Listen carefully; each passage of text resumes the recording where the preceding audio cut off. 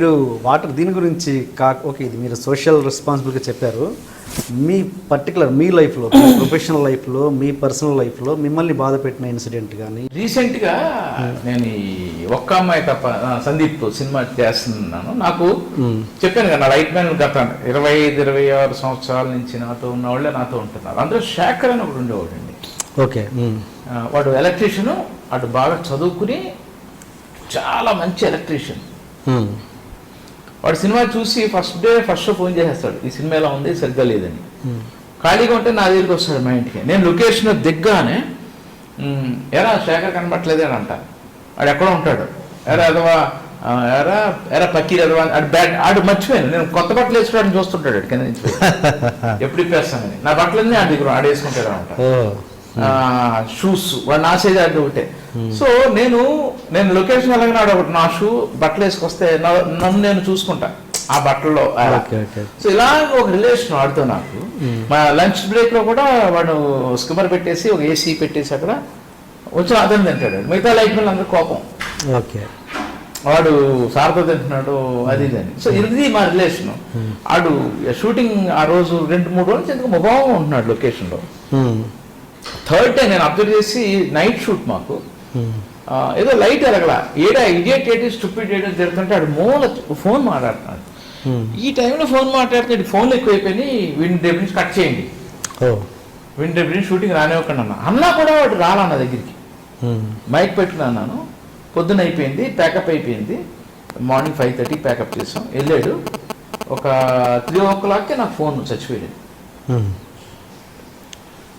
నాకు అర్థం కాల, నమ్మలా నేను, నమ్మలేదు. ఇంకో వరుస ఫోన్లు ఏంటంటే ఆ పైన దూకి సూసైడ్ చేస్తున్నాడు, ఏదో లవ్ అఫైర్ ఏదో. అయినా నమ్మలేదు.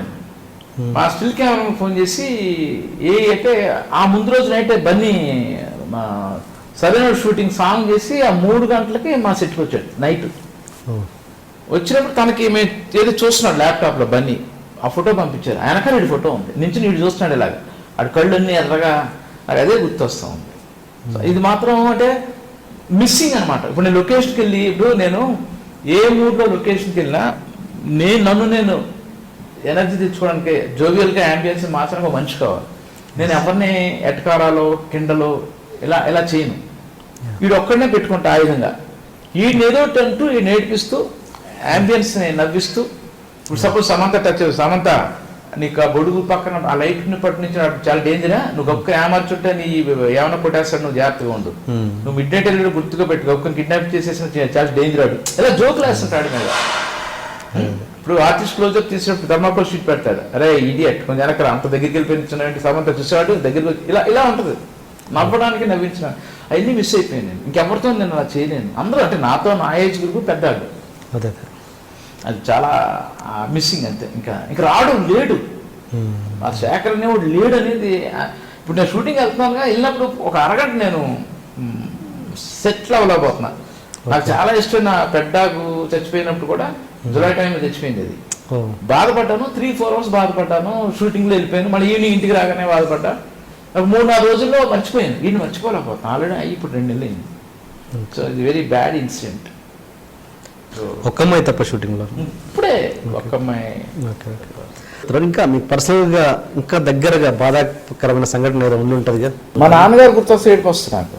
ఓకే. మా నాన్నగారికి స్టేజ్ ఇంట్రెస్ట్.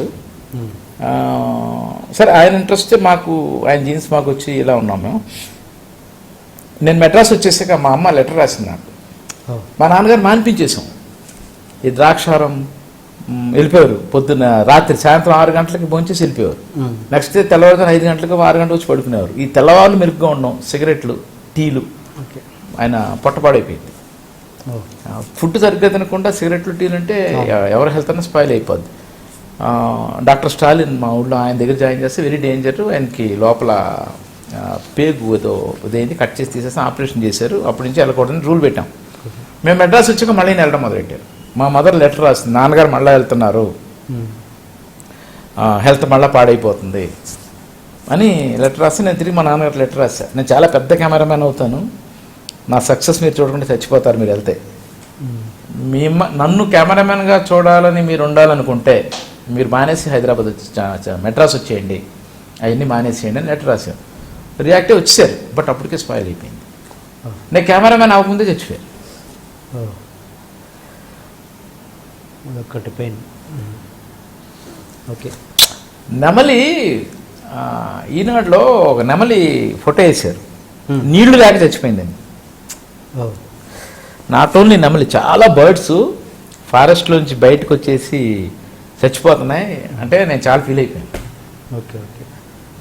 మీరు మీ బిల్డింగ్ మీద ఏమైనా వాటర్ పెడుతున్నారా? మా తోటలో ఎంత పెద్ద తొట్టి పెట్టి వాటర్ పెట్టాను, పైన వాటర్ పెట్టాను. ఇది కాకుండా నేను మా పాత ఇంట్లో ఉన్నప్పుడు ధాన్యం ఆర్డేటర్ అశోక్ చెప్తే మ్యారేజ్ కోసం తెప్పించేవాడు. ఆ ధాన్యాన్ని అంతా తీసి పిచ్చుకలు ఉంటాయి కదా, వాటికి అంతా వేసేవాడిని నేను మా ఇంట్లో.